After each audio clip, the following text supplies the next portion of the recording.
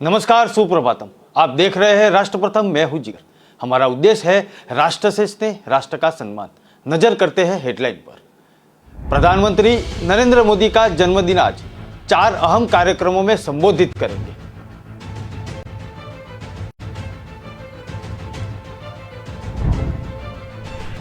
PM बोले, भारत में 70,000 startup, हम अनुभव साझा करने को तैयार। व्यापार को बढ़ावा देने पर चर्चा हुई। पूर्वोत्तर को शांतिपूर्ण और विकसित बनेगा, 8 आदिवासी समूह के प्रतिनिधियों से अमित शाह ने मुलाकात की। समझौते पर हस्ताक्षर के लिए बैठक हुई थी। कैप्टन अमरिंदर सिंह बीजेपी में होंगे शामिल। कई पूर्व मंत्री भी जाएंगे बीजेपी के साथ।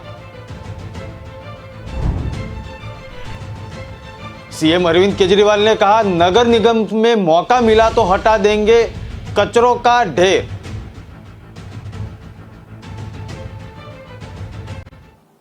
प्रधानमंत्री नरेंद्र मोदी का आज जन्मदिन है। प्रधानमंत्री इस दिन पर 4 अहम कार्यक्रमों में अपना संबोधन करेंगे। सबसे पहले पीएम नाम्बिया से 8 चीतों के भारत आने के अवसर पर राष्ट्र को संबोधित करेंगे। इसके अलावा पीएम 3 अहम कार्यक्रमों में भी संबोधित करेंगे। भाजपा सेवा अभियान पखवाड़ा की शुरुआत करेगी। अपने जन्मदिन पर पीएम सबसे पहले 70 साल पहले विलुप्त घोषित कर दिए गए चीतों को भारत लाए जाने का अवसर पर राष्ट्र को संबोधित है कि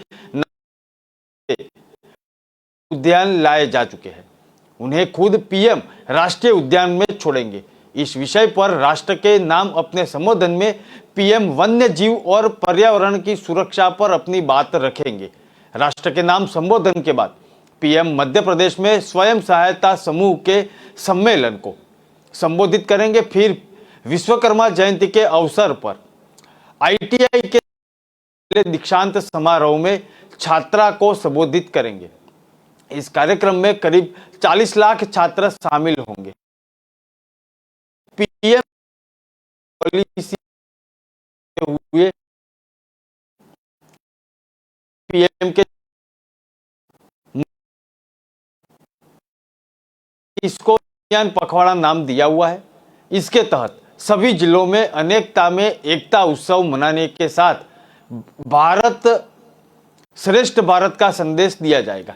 इस अभियान के तहत वृक्षारोपण, स्वच्छता, जल संरक्षण अभियान, दिव्यांग व्यक्तियों के बीच उपकरण वितरण, स्थानीय उत्पादनों को बढ़ावा देने का और मुफ्त स्वास्थ्य जांच की जाएगी।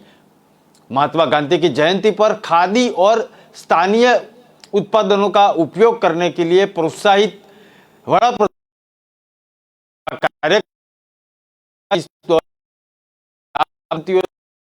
बात करेंगे।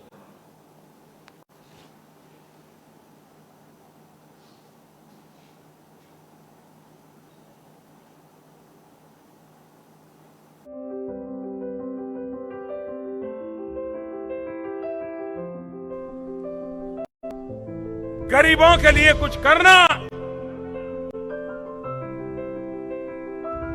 उनकी जिंदगी में बदलाव लाना, इसका मैंने बीड़ा उठाया है। आपके मुझे आशीर्वाद चाहिए भाइयों बहनों, आपके मुझे आशीर्वाद चाहिए। ये सपना पूरा होकर के रहे।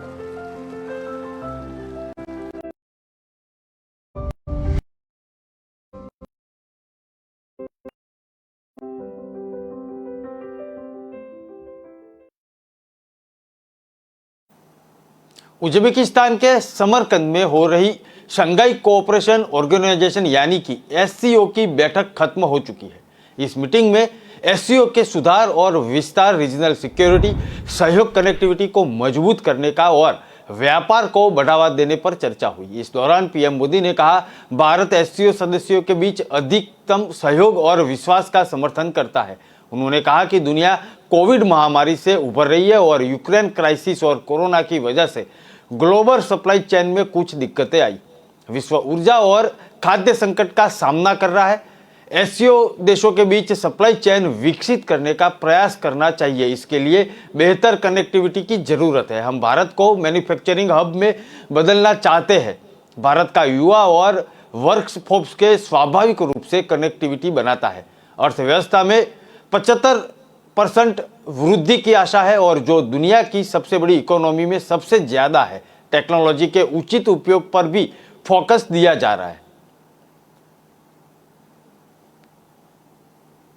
अधिक सहयोग और आपसी विश्वास का समर्थन करता है।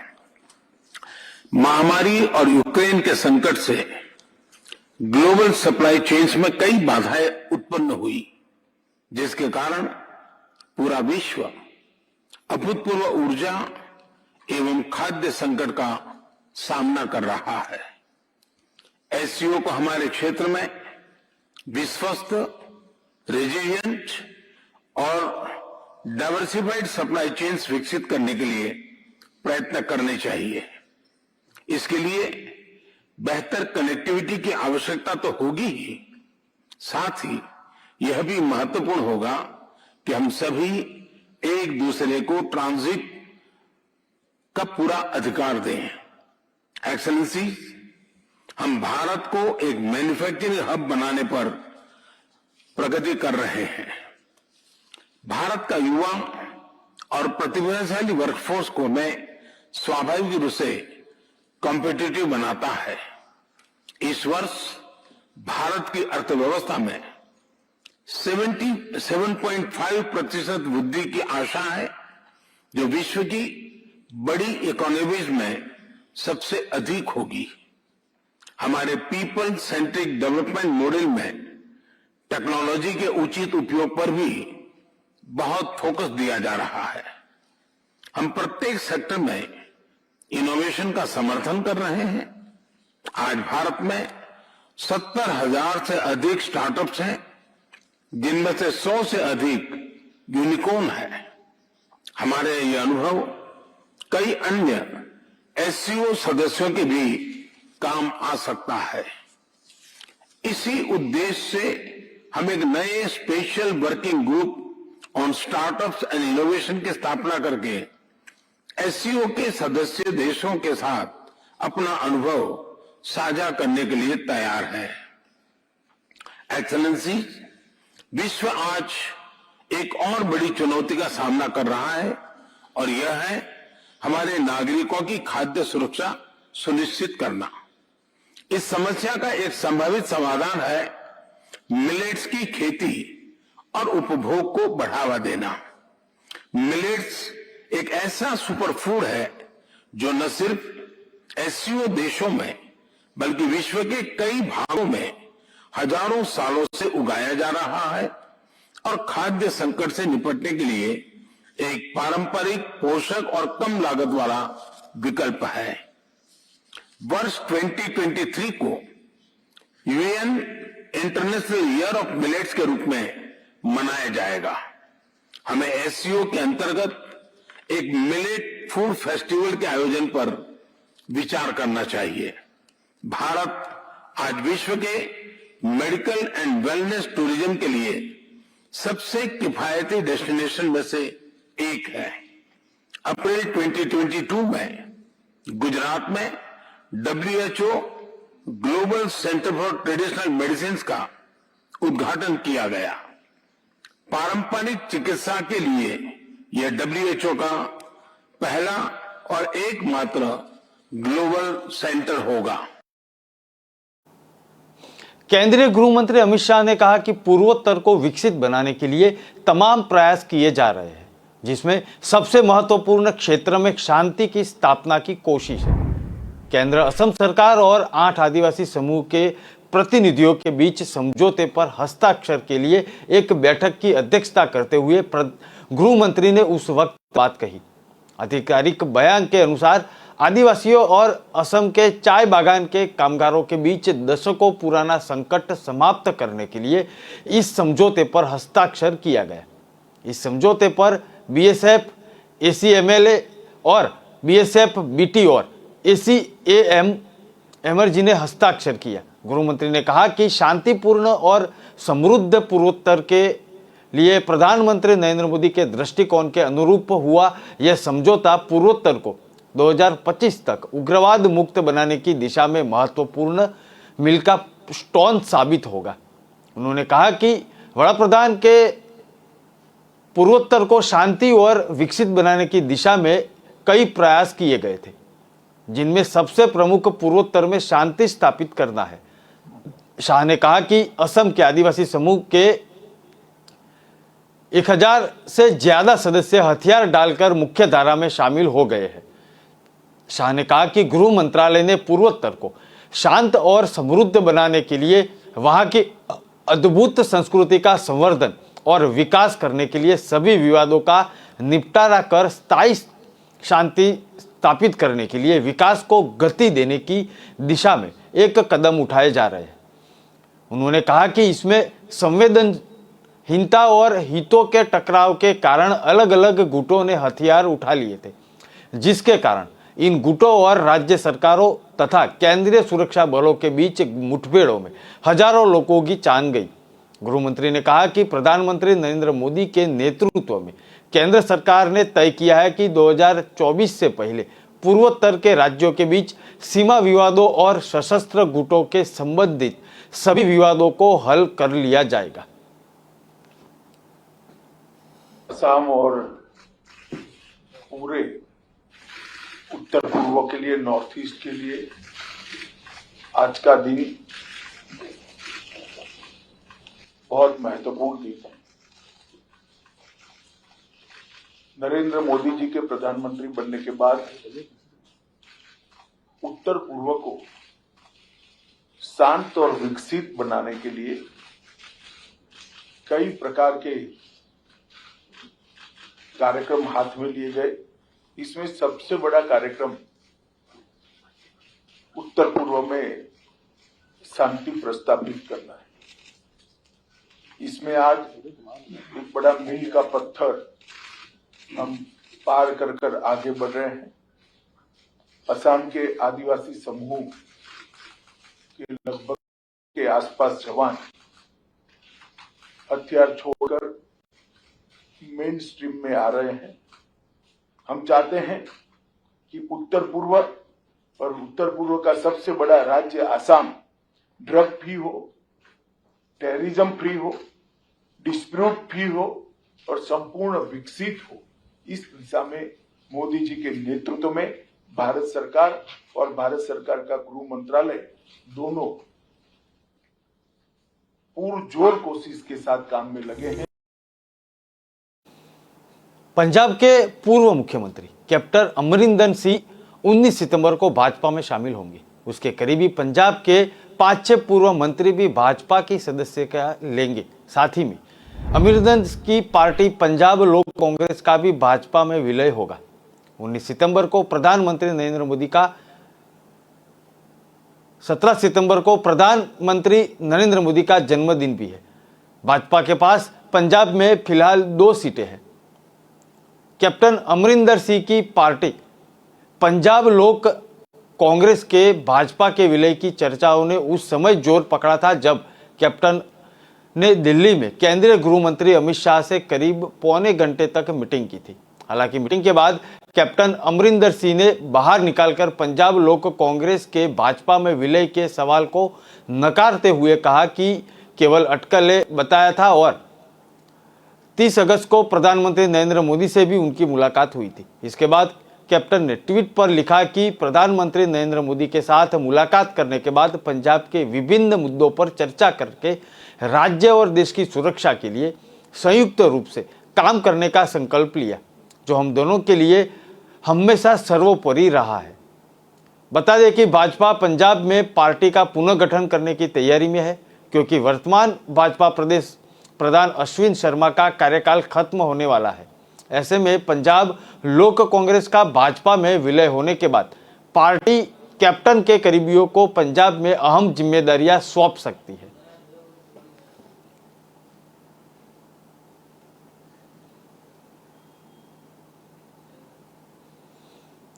दिल्ली के मुख्यमंत्री अरविंद केजरीवाल ने कहा कि दिल्ली में अब कूड़े के पहाड़ नहीं बनने दिए जाएंगे।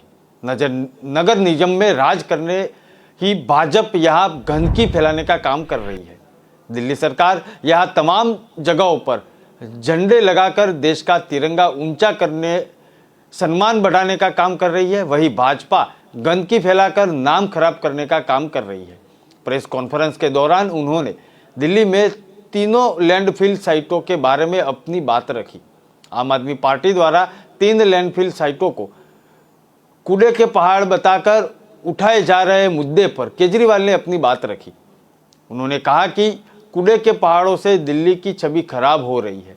भाजपा नगर निगम के माध्यम से 16 और कूड़े पहाड़ बनाने जा रहे हैं।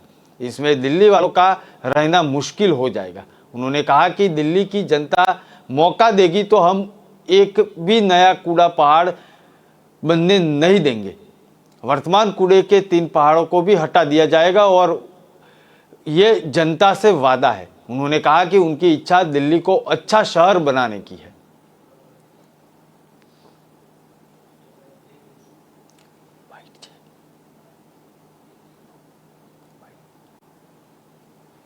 कूड़ा कचरा और करप्शन, इनमें भाजपा है नंबर 1। आप हमारे पीछे देख पा रहे हैं, दिल्ली जहां अपनी धरोहरों के लिए जानी जाती रही है, 15 साल में भारतीय जनता पार्टी ने अपने निकम्मेपन से पूरी दिल्ली को इन 3 पहाड़ों से, कूड़े के कचरे के पहाड़ों से रिप्रेजेंट करना स्टार्ट कर दिया है। ये पहाड़ 3 तो थे ही जानलेवा, इसके अलावा भारतीय जनता पार्टी पूरी दिल्ली में ऐसे और 16 कूड़े के कचरे के पहाड़ बनाने की योजना बना रही है। और हमने खुद 2017-18 में प्रोटेस्ट किया था, विरोध किया था, गोंडा में, छतरपुर में विरोध किया था। वो सारी फाइलें उस समय तो ठंडे बस्ते में चली गई, लेकिन अब सुनने में आ रहा है कि अगले 1.5 से 2 महीने में आप जहां जाएंगे वहां ऐसे कूड़े के पहाड़ बनते हुए दिखेंगे। एक तरफ अरविंद केजरीवाल जी पूरी दिल्ली के अंदर 500 तिरंगे झंडे लहरा रहे हैं, जिसको लोग गर्व से देखें, गौरव की अनुभूति करें, सेल्फी लें। वहीं दूसरी ओर भारतीय जनता पार्टी जो है ऐसे जानलेवा कूड़े के कचरे के पहाड़ बना रही है। तो पिछले 16-17 सालों में भाजपा ने क्या चमत्कार किया, ये कूड़े का पहाड़ बना दिया। दिल्ली को लोग इन कूड़े के पहाड़ों से, जो ताजमहल से भी बड़े हैं, कुतुब मीनार की ऊंचाई से भी ऊंचे हैं, ऐसे पहाड़ों से लोग जानने लगे, समझने लगे। ये बेहद दुर्भाग्यपूर्ण मौका है और हम भारतीय जनता पार्टी से बताना चाहते हैं कि इन 3 पहाड़ों को तुमको खत्म करना पड़ेगा। बाकी 16 पहाड़ हम किसी भी कीमत पे बनने नहीं देंगे। आज हम यहाँ भलसुआ लैंडफिल साइट पे खड़े हैं, इकट्ठे हैं। ये इलाका इस पहाड़ की वजह से प्रदूषित है। यहाँ की हवा प्रदूषित है, यहाँ के ग्राउंड वाटर में आर्सेनिक मिल रहा है, इसकी वजह से लोग बीमार हो रहे हैं। स्किन का कैंसर हो रहा है, फेफड़े का कैंसर हो रहा है और पानी पीने से शरीर में भी अपंगता आ रही है। तो इस तरह की जो गंदी सियासत की दुकान भारतीय जनता पार्टी चला रही है, वो हम नहीं चलने देंगे। और देश की राजधानी है और केवल दिल्ली वासी नहीं, पूरे देश के लोग चाहते हैं कि दिल्ली एक खूबसूरत शहर हो, सुंदर शहर हो। दिल्ली वासी चाहते हैं कि सुंदर होगा तो उनको अच्छा लगेगा, वो अच्छे वातावरण में जी पाएंगे। देशवासी चाहते हैं कि बाहर से कोई भी आए तो उन्हें लगना चाहिए कि एक अच्छे देश की अच्छी राजधानी में गए हैं। लेकिन दिल्ली के अंदर पिछले कुछ सालों में हमने काफ़ी इम्प्रूवमेंट किए, शिक्षा के क्षेत्र में, स्वास्थ्य के क्षेत्र में, बिजली के क्षेत्र में, पानी के क्षेत्र में। लेकिन सफाई बहुत ख़राब है, चारों तरफ कूड़ा ही कूड़ा है। दिल्ली के अंदर बहुत ज़्यादा कूड़ा है, जिसको लेके थोड़ी शर्म भी आती है सबको कि हमारी दिल्ली इतनी गंदी क्यों है। और ख़ासकर ये जो 3 कूड़े के पहाड़ हैं, भलसुआ, गाजीपुर और ओखला, ये केवल शर्म का कारण नहीं, लेकिन आसपास जितनी आबादी रहती है उसके लिए तो बिल्कुल नरक की ज़िंदगी है। एक एक पहाड़ के आसपास कई कई किलोमीटर तक इन कूड़े के पहाड़ों की बदबू पहुंचती है। चारों तरफ मच्छर मक्खी हैं। इन पहाड़ों पे जब तब आग लग जाती है, उसका धुआं चारों तरफ फैलता है। अगर आसपास के लोगों से पूछें तो एक तरह से उनकी ज़िंदगी जो है वो। समय चला है ब्रेक का, बाद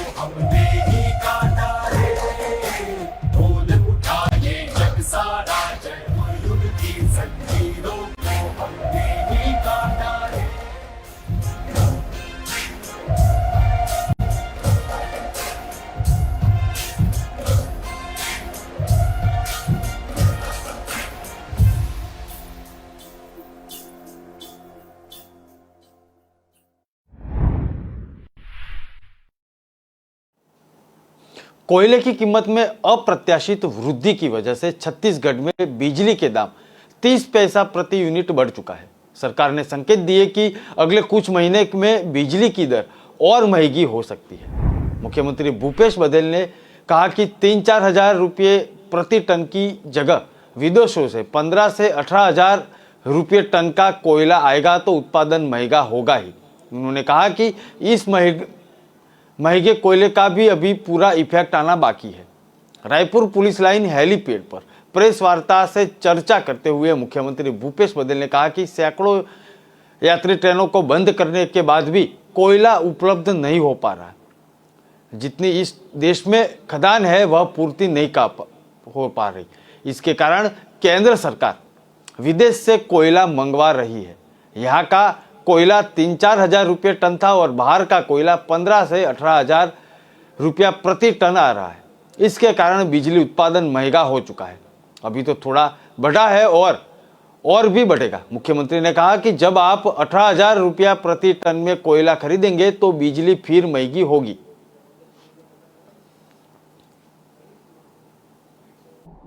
उपलब्ध नहीं हो पा रहा है।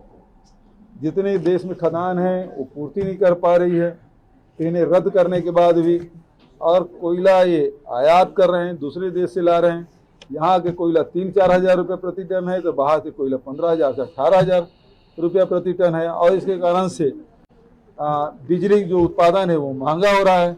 अभी तो थोड़ा बढ़ा है, ये और बढ़ेगा क्योंकि कोयला आप 18 हजार रुपये में जब आप प्रति टन में खरीदेंगे तो फिर बिजली फिर महंगी होगी। कोयला यदि 18 हजार रुपया प्रति टन के हिसाब से मिले, 15 हजार रुपये प्रति टन के हिसाब से मिले तो उत्पादन कास्ट बढ़ेगा। उत्पादन लागत बढ़ेगा नहीं बढ़ेगा? जब उत्पादन लागत बढ़ेगा तो बिजली तो भाव बढ़ना ही बढ़ना है। जितने भी एनटीपीसी के पावर प्लांट हैं वो बिजली दर बढ़ाएंगे तो राज्य में बिजली की कीमत नहीं बढ़ेगी। वो तो अभी और तैयार रहिएगा। जब पूरी तरह इसका इफेक्ट आएगा तब तक की बिजली बिल। मुंबई में रात भर बारिश हुई और अगले 24 घंटे में इससे राहत के आसार नहीं दिख रहे। बीएमसी के अधिकारी ने कहा कि उन्होंने मुंबई में भारी बारिश हो रही है और अंधेरी सबवे जैसे कुछ निचले इलाकों में पानी छोड़कर कहीं भी बड़े पैमाने पर जल भराव की कोई सूचना नहीं मिली। अंधेरी सबवे जल भराव के कारण यातायात के लिए बंद है। लगातार बारिश और बादल छाए रहने से पारा नीचे हो गया है और मौसम सुहाना हो गया है। मुंबई के एक निवासी दर्शन मुंडाला के ट्वीट पर लिखा कि रात भर हुई बारिश में मौसम ऐसा हो गया कि जुलाई का महीना हो। मुंबई में इसके पूर्व उपनगरों और पश्चिमी क्षेत्रों में भी बारिश हो रही है। उन्होंने कहा कि भारत मौसम विभाग के अनुसार अगले 24 घंटों में भारी बारिश के अनुमान है। भारी बारिश की संभावना के साथ ही मध्यम बारिश का अनुमान भी जताया जा रहा है। अधिकारी के अनुसार मध्य और पश्चिम रेलवे दोनों पर उपनगरीय सेवाएं सामान्य रूप से चल रही है और Brihat Mumbai electronic supply and transport वेस्ट की सार्वजनिक परिवहन सेवाओं का जल भराव के कारण कहीं भी मार्ग परिवर्तन नहीं किया गया। मध्य रेलवे के मुख्य जनसंपर्क अधिकारी ने ट्वीट कर बताया कि ट्रेन अलर्ट है और सुबह 8:35 पर मुख्य हार्बर लाइन पर बारिश हो रही है। सभी कॉरिडोर पर ट्रेन चल रही है और मुंबई में रात भर बारिश हुई थी।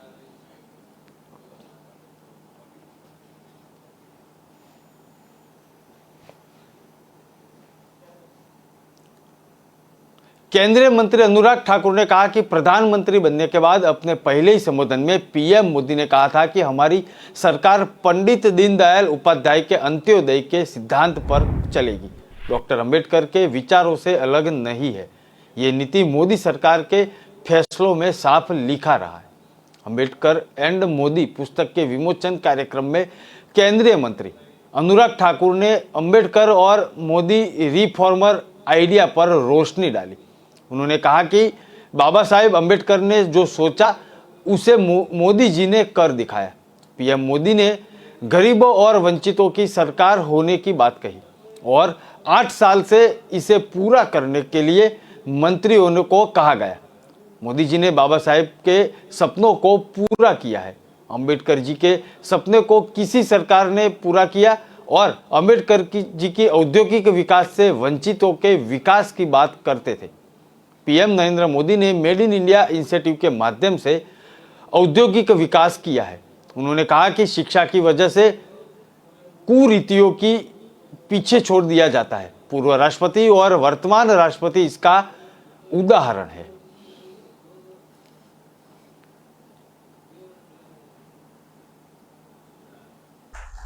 मोदी जी की सरकार बाबा साहेब के विचारों को सार्थक करते हुए विश्वास शिक्षा में आमूलचूल परिवर्तन लाने हेतु कार्य कर रही है और न्यू एजुकेशन पॉलिसी अपने आप में दिखाती है कि 34 वर्षों के बाद अगर देश में नई शिक्षा नीति आई है तो उसमें अपने आप में दिखाया कि कैसे मातृभाषा को कैसे प्राथमिकता दी गई है और जो बाबा साहब के विचार थे कि वंचितों को, पीड़ितों को शिक्षा दिलाकर, स्किल्स दिलाकर स्वरोजगार के अवसर और आगे बढ़ाने का काम करना है।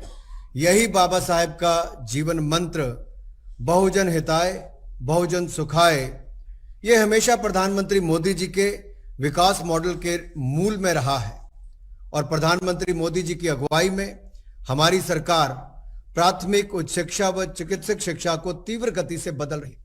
अगर आप पिछले 8 वर्षों में देखें कितने ही IIT, IIM, NIT से लेकर IIIT देश में बने। मेडिकल कॉलेजेस की संख्या को भी लगातार लगभग 204 से ज्यादा मेडिकल कॉलेज पिछले 8 वर्षों में नए खोलने का काम किया गया, जो शायद कभी 8 वर्षों में इतना ना हुआ हो। सीटें जो 78,000 थी उसको बढ़ाकर 1,06,000 से ज्यादा करने का काम किया गया। आज हमारे देश में जो डॉक्टर्स की कमी थी उसको पूरा करने का काम किया जा रहा है। आज गरीब से गरीब व्यक्ति को भी उच्च शिक्षा से लेकर अच्छी स्वास्थ्य की सुविधाएं दी जा रही। समाजवादी पार्टी का राष्ट्रीय सम्मेलन आगामी 29 दिसंबर को लखनऊ में होगा। इसमें पार्टी के राष्ट्रीय अध्यक्ष का चुनाव किया जाएगा। उसके एक दिन पहले सपा का प्रदेश सम्मेलन भी होगा, लखनऊ में ही आयोजित किया गया है। इसमें पार्टी के प्रदेश अध्यक्ष का निर्वाचन होगा। पार्टी अध्यक्ष अखिलेश यादव ने एक बयान में बताया कि उत्तर प्रदेश की राजधानी लखनऊ में सपा का प्रदेश सम्मेलन 28 सितंबर को और राष्ट्रीय सम्मेलन 19 सितंबर को किया जाएगा। उनके अनुसार देश प्रदेश राजनीतिक आर्थिक स्थिति पर प्रस्ताव पारित किया जाएगा और साथ साथ में समाजवादी पार्टी की भूमिका की दिशा भी सुनिश्चित की जाएगी। यादव ने कहा कि जिस तरह से भारतीय जनता पार्टी ने राजनीतिक एवं आर्थिक संकट पैदा किया है और लोकतांत्रिक व्यवस्था के साथ खिलवाड़ किया है, उससे निपटने के लिए इन सम्मेलनों में पार्टी की कारगर भूमिका के बारे में चर्चा होगी। इन सम्मेलनों में 2024 में होने वाले लोकसभा चुनाव में पार्टी की रणनीति पर भी गहन चर्चा होगी। इनमें सपा के राष्ट्रीय एवं प्रदेश अध्यक्ष का चुनाव भी होगा। उत्तर प्रदेश के पूर्व मुख्यमंत्री ने कहा कि सपा के इन सम्मेलनों में राज्य एवं राष्ट्रीय स्तर लोकतांत्रिक संस्थाओं को भाजपा द्वारा कमजोर किया जाने की अर्थव्यवस्था में भी भारी गिरावट आई है। राजनीतिक दल बदल को बढ़ावा देने का और सामाजिक सद्भाव को खतरे में डालने पर भी विशेष चर्चा होगी। उन्होंने कहा कि इसके अलावा प्रदेश में कानून व्यवस्था की बिगड़ती स्थिति, शिक्षा, स्वास्थ्य क्षेत्र की भ्रष्टाचार और किसानों को नौजवानों के साथ धोखा करने पर मसलों पर भी चर्चा और प्रस्ताव पर प्रकाश डाला जाएगा।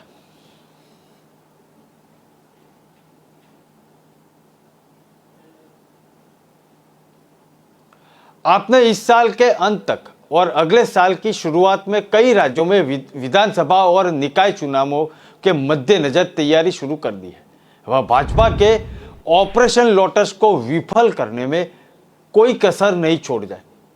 इस कड़ी में आपने रविवार को अपना राष्ट्रीय जनप्रतिनिधि सम्मेलन भी आयोजित किया है। आपके अनुसार देश भर में चुने गए उसके जनप्रतिनिधियों को यह राष्ट्रीय जनप्रतिनिधि सम्मेलन में सब लोग आएंगे। सम्मेलन में पंजाब के मुख्यमंत्री भगवंत मान समेत देश भर के चुने गए सभी विधायक और राज्यसभा सांसद शामिल होंगे। इसके अलावा देश भर से आपके चुने गए पार्षद, जिला पंचायत सदस्य, चेयरमैन, मेयर, प्रमुख और सरपंच और प्रधान भी सम्मेलन में हिस्सा लेंगे। उसके साथ अरविंद केजरीवाल देश भर में चलाए जा रहे भाजपा के ऑपरेशन लोटस और पार्टी संगठन की मजबूती पर विस्तार से चर्चा करेंगे। आपके अनुसार भाजपा की ओर से चलाए जा रहे ऑपरेशन लोटस के तहत उप मुख्यमंत्री मनीष सिसोदिया को दिल्ली का मुख्यमंत्री बनाने का लालच दिया गया। इसके बाद पंजाब में उसका प्रयोग किया जा रहा है और पंजाब में आपके 10 से 12 विधायकों के संपर्क कर उनको 25 करोड़ रुपए का ऑफर दिया गया है।